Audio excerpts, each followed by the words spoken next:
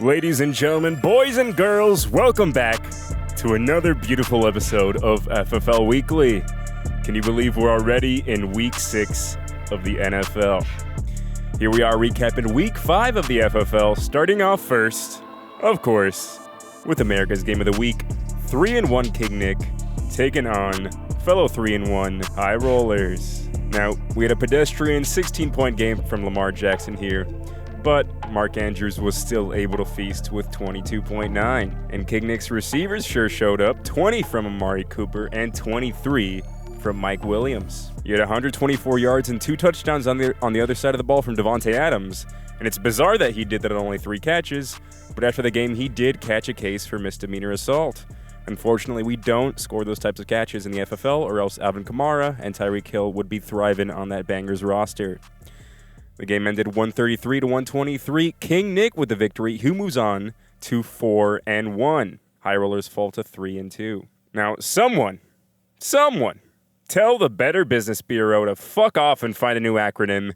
BBB now stands for Ben Beats Bangers. The Rejects Revolution sees the means of fantasy production en route to a 159-point explosion. They take care of business with a 6-point nail-biter win, and Ben moves above 500, breaking the 10-game winning streak from those bangers.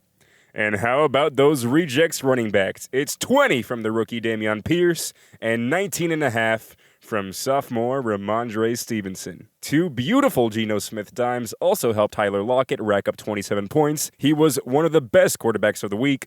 But number 1, another member of the Rejects roster, Josh Allen. 43 points, your number 1 scorer in fantasy football. Everyone, watch the fuck out. 153 points for the Bangers, so it's not like they flopped or anything. They just got bested by a powerhouse team performance. Now, CMC and Eckler carried the Bangers.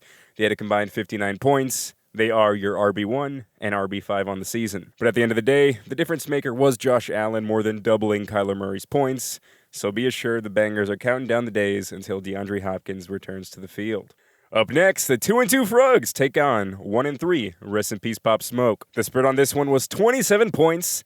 And it turns out it should have been tripled. Rest in peace, Pop Smoke leads the charge this week with 176 points and boils the Frogs to the tune of a 109-point blowout. The injury-riddled Frogs couldn't even muster 69 points, 67.8 on the day. Nobody hit 20 points for the Frogs. Heck, only 3 players hit double digits. Chalk this one up to injuries, as T. Higgins left the Sunday night game with a goose egg, and neither Jonathan Taylor nor Swift could see the field this week. To put it into perspective just how bad the backups did, every single player for Rest in Peace Pop Smoke outscored J.K. Dobbins and Antonio Gibson's combined output of 11.3. Now, both teams are 2-3, and Rest in Peace Pop Smoke surely has his sights on that championship. Up next, the must-win for both teams, the 1-3 Hogs taking on the 1-3 Ragtag Titties. This one finished 132-95. Ragtag Titties gets it done off of 35.9 points from Lombardi Lenny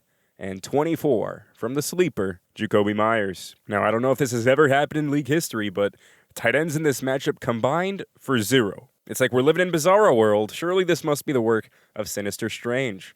Both Darren Waller and Dalton Schultz suffering early injuries, explaining their respective goose eggs at the position. For the Hogs, it looks like the firepower just isn't delivering to the same caliber as some of the other teams in the league. Let's not forget last year's champs started out 1-4 though, so it's not like the season's over by any means. But with lots of young talent on this roster working through injuries and working their way into more playing time, some staff at Hogs HQ are definitely looking on to the future. And rest assured, with Javonte Williams hibernating in that cryogenic chamber, that future sure is bright for these Hogs.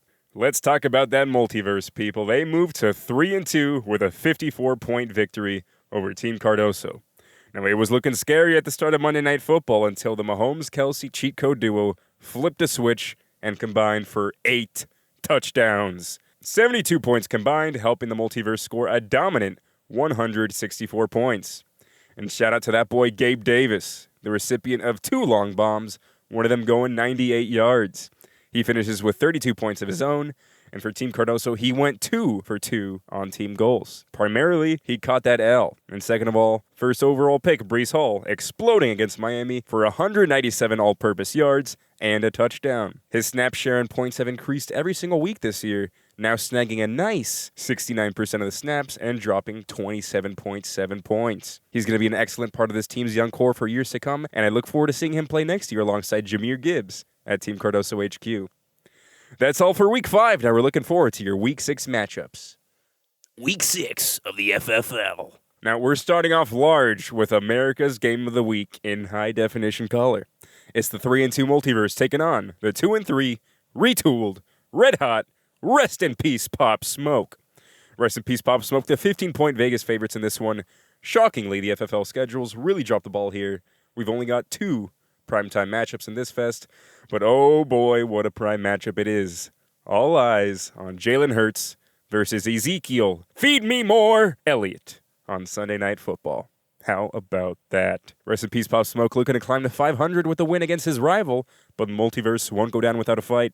They're looking to climb to that elite tier of teams, and there's no better way to do that than with a brand new 4-2 record. Now, can you believe there's 2 other games featuring both teams above 500? That's right, ladies and gentlemen, we're getting spoiled in Week 6.